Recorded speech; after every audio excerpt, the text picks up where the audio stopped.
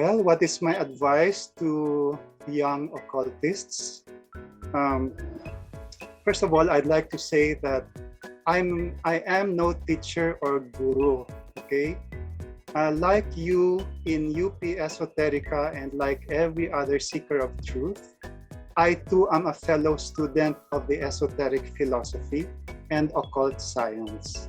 We are all seekers of truth.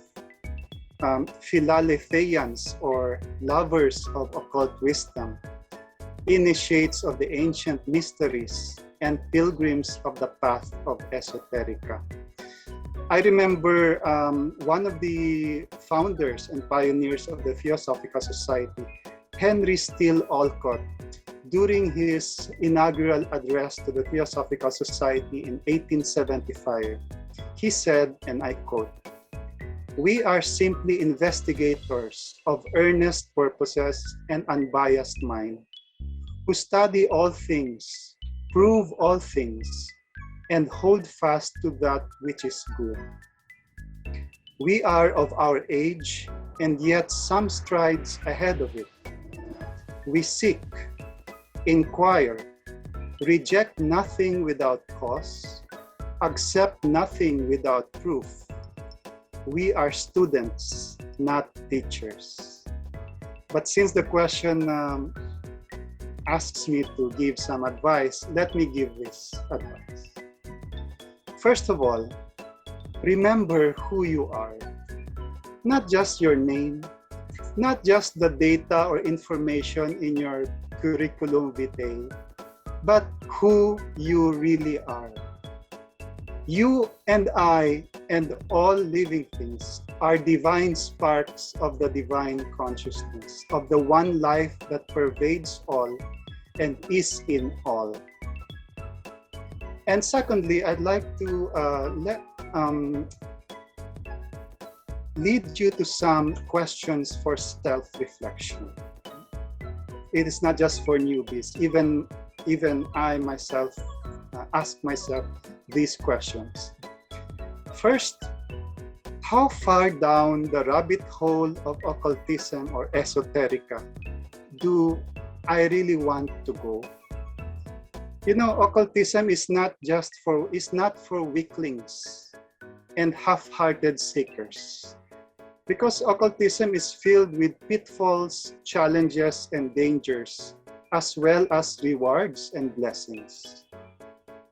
Occultism has a path to follow that requires courage, passion, responsibility, accountability, and full-time dedication. Like Alice in Wonderland, genuine occultism are only for those who seek to touch the flame of truth, who penetrate the mirage of surface appearances, and dive deeper into the scheme of things, and most of all, those who are prepared and willing to sacrifice their lives for it.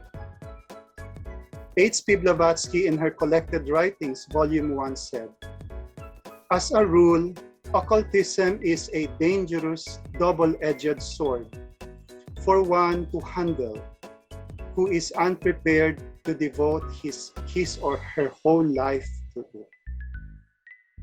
Second is, we have to ask ourselves, why am I an esotericist or occultist?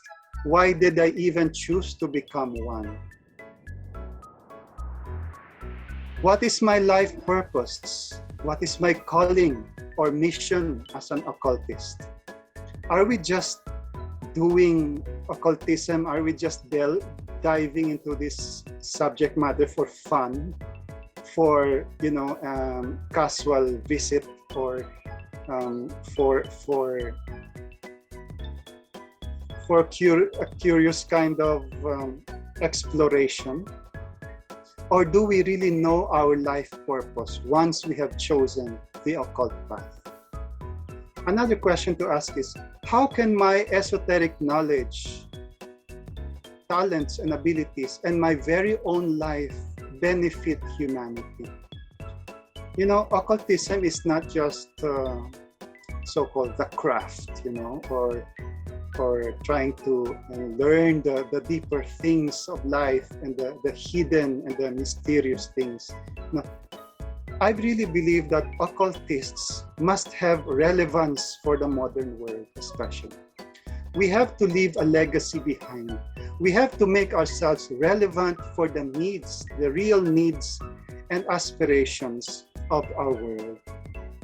That's why we have to ask ourselves also, is my life in harmony with the ethical laws of nature and cosmos? You know, occultism, as we already said, is a double-edged weapon. It has light and dark aspects to it. If we dabble with occultism just for fun, or we're playing with fire without knowing what we're doing, this is very dangerous. I would like to advise those who are starting in the path of occultism to really investigate why we enter into this path. And secondly, try to reflect, is my life in harmony with the laws of nature? Because we are actually, as occultists, we have the knowledge of the hidden side of nature. We have the techniques, okay? We use the techniques, we use the methods of occultism, okay? Whether you are a black magician, white magician, but everything is karma. There is a karmic consequence to everything.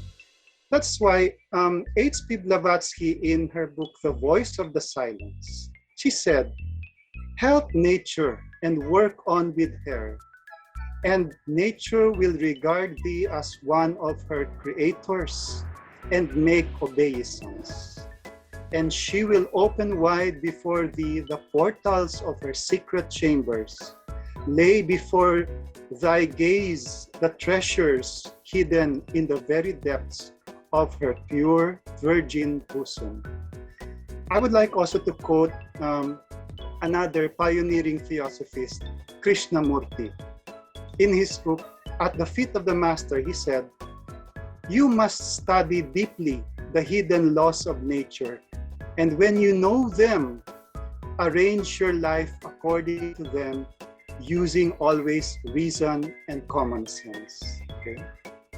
So this is very important to ensure that our lives are in harmony with the laws of nature.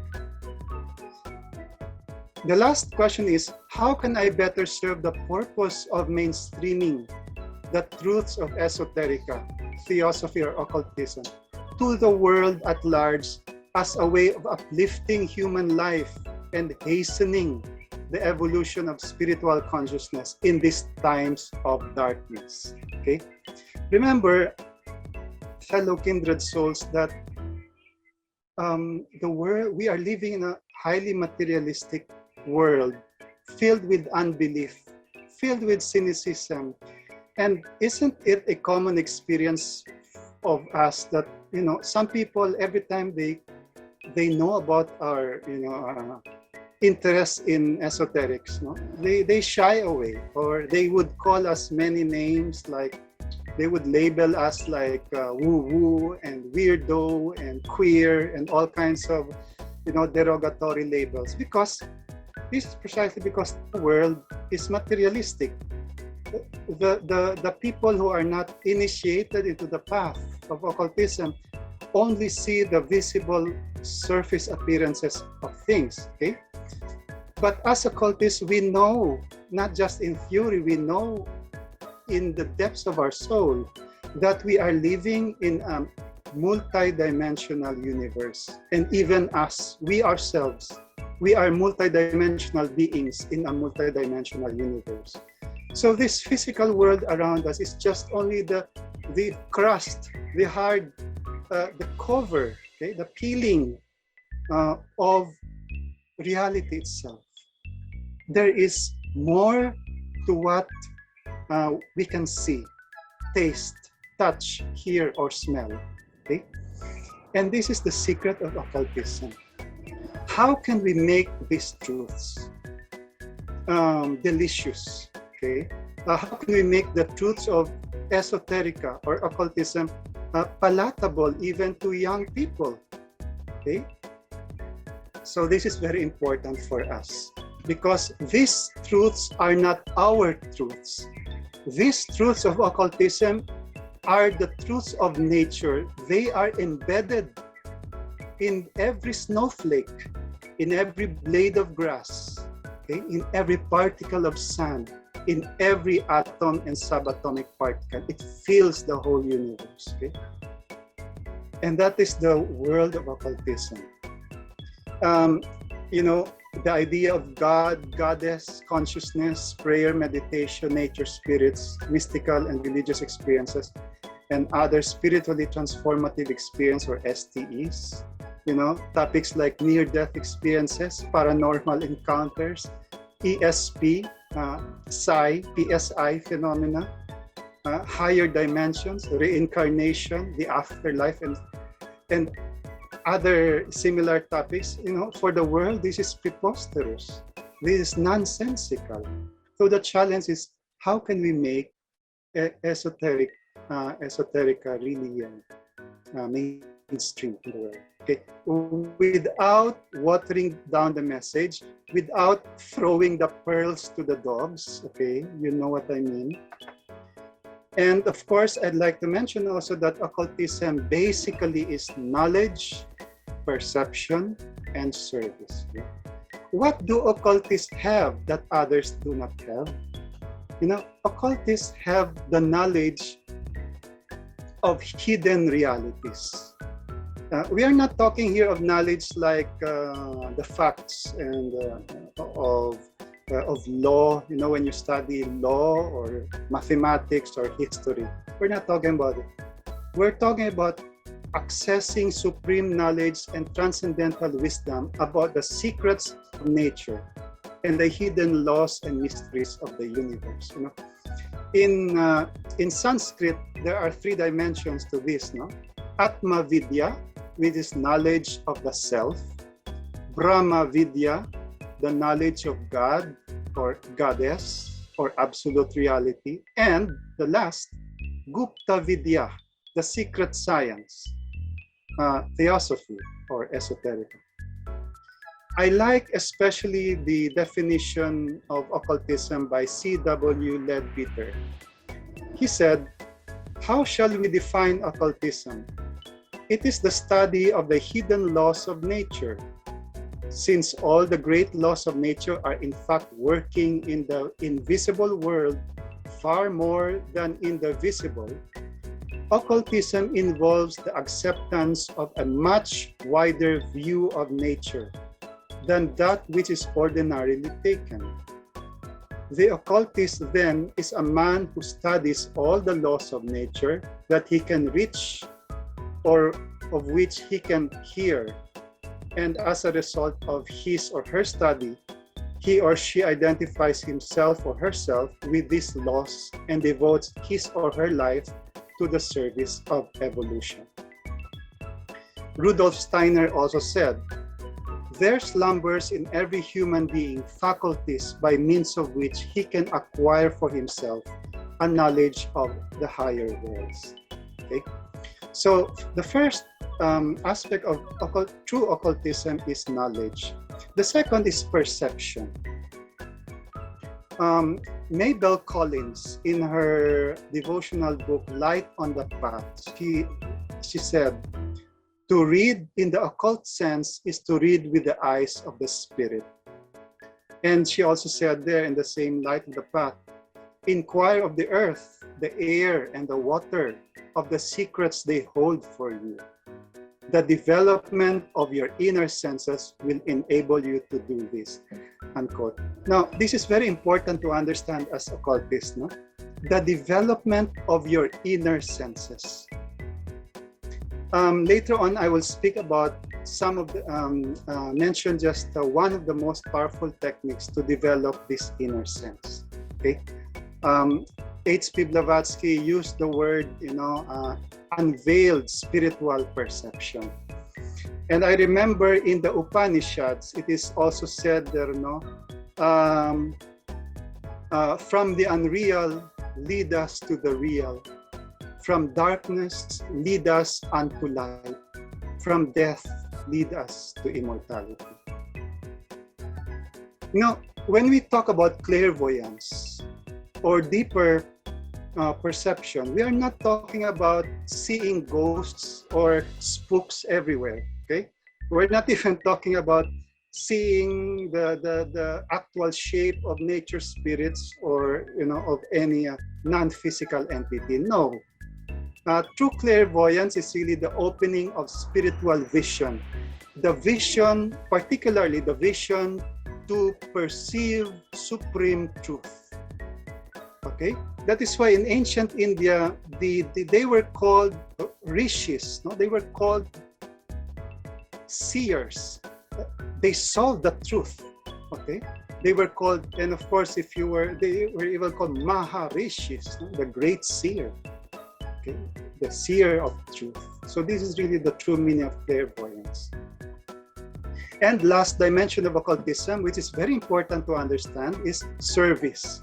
Okay, as I already mentioned, how can we make our craft, or how can we make occultism relevant to the world? How can it even respond to the question of relevance? Okay, because if we do not do this, occultism, we as occultists, we will just be a kind of special, a special club. We'll just be a social group, a club. No, we do not want that to happen. We want occultism, we want esotericism to be relevant to the world, to respond to the real needs and aspiration of our world. Occultism, altruism, or selfless service is the hallmark of genuine occultism. Why do I mention genuine? Since at first I've always been mentioning genuine. Because there is also such a thing as false occultism. Those who practice sorcery, those who practice the black arts, okay? This is very dangerous. But genuine occultists make occultism relevant and even benefit the world. Now, altruism dignifies occultism. Remember the impression of most people on occultism and occultists. Okay, but if we add the ingredient of service and altruism to occultism, then it dignifies occultism. It elevates our practice. Okay, it elevates it from the dungeons of maleficent darkness to the realm of benevolent light that truly serves the noble interests of the world. True occultism, in conclusion, is selfless giving. Okay? Especially now, as we are facing the pandemic. Okay? This is a very important question to ask. How can we as occultists contribute to the healing of a world that is sick? Not just physically sick with the pandemic virus, but sick astrally, emotionally sick, psychologically sick. We know that in this pandemic, there is a crisis within a crisis, and that is called mental health crisis. Many people are suffering from depression. Many people are taking their lives because of extreme psychological torture. So how can we contribute to the healing of the world as occultists? We can only do that if we add the ingredient of service, beneficent service to the world. Okay? And of course, we know that magic is one of the tools of occultism. Magic is actually the technical application of occult knowledge. It is occultism's practical tool. We are not talking here of entertainment magic like the likes of Harry Houdini or David Copperfield or David Blaine. We are talking here of occult magic. How can we use this tool for the beneficent service of the world? occultists, they have resources in their disposal. You know, one of these is nature's vital resources of atoms, light, heat, sound, word. You know, we all know that the word has power, the power of the word, numbers, symbols, color, vibration, electromagnetism, correspondence, as above, so below, as within, so without, patterns, you know, chi or prana, the cardinal directions, thought with a capital T, will with a capital W, and feeling, and so on and so forth, as well as the elements of air, earth, fire, water, and ether, without violating nature's karmic laws. That's why I emphasize at first to investigate whether our lives are in harmony with the laws, the ethical laws of nature. Now, I would like lastly to mention about meditation. There are many occultists who go into the craft, who practice and dabble with the techniques of occultism, who do not meditate. Now, meditation is the golden portal to occult knowledge or revelation from within. If we as occultists are truly interested in the hidden side of nature, the secrets of nature, the laws and mysteries of the universe, then we will sit down or even at least devote at least 5 minutes a day to connect with the higher self. You know, meditation is not just for relaxation, although that's what we see in popular media nowadays. You know, mindfulness meditation for relaxation. No, you go into meditation not for relaxation. Relaxation is just the byproduct of meditation.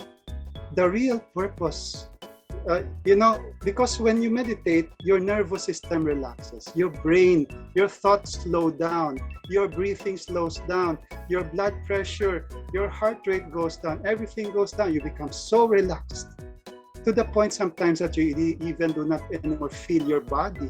You don't even feel you have a body. You know, I remember as a young meditator, I really fell off the chair. That's a revelation. I have to admit, I fell off the chair because I couldn't feel my body anymore.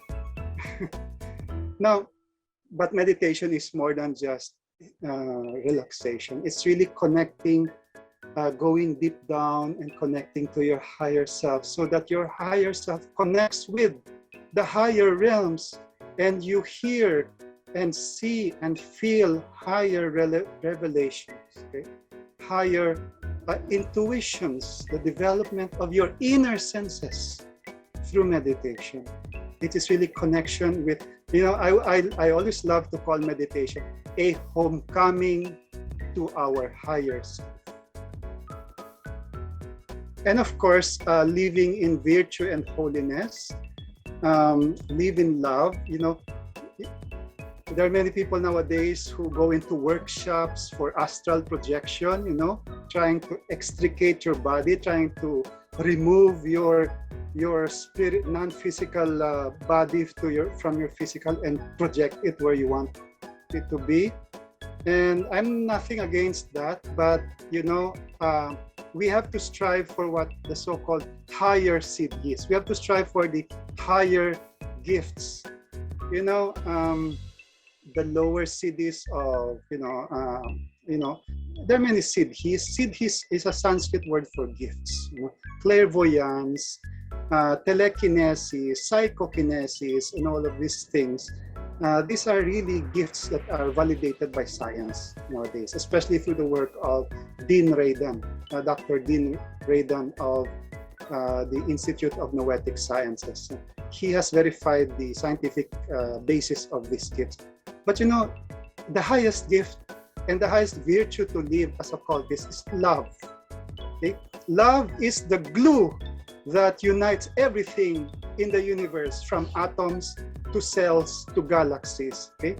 Love is the greatest force in the universe, and we as occultists must be embodiments of that love. Okay? This is the highest siddhi. I remember in in scripture in 1 Corinthians chapter 13, verse 1 to 13, Paul would say that even if I speak in tongues of men and angels, even if I am but have not love, I am a noisy cymbal. I am a noisy gong and a clanging cymbal. And if I have prophetic powers and understand all mysteries and all knowledge, if I have faith even to move mountains but have no love, I am nothing. Love never ends. As for prophecies, they will pass away. As for tongues, they will cease. As for knowledge, as for occult knowledge, it will pass away. Faith, hope, and love abide. These three, but the greatest is love. Okay? Another very important thing to bear in mind as occultists, we should avoid holier than thou attitude. You know, sometimes if you have all this knowledge about the secrets of nature, sometimes there's the temptation to separate ourselves from the rest of the crowd. And even sometimes to be so proud and say that I am an initiate and the others are not initiates. No, I am chosen, the others are not chosen. I am an elect, a member of the UP Esoterica group. I'm a member of the Theosophical Society. No, we should never have a holier than thou attitude, neither have a star complex, no hypocrisy, no illusions of grandeur, just an unassuming personality, just altruism, okay? Good character, simplicity of being, and purity of mind and heart, okay? And lastly, I would also mention be vegetarians if you could be, okay? We are what we eat, and what we eat, we vibrate through the bodies.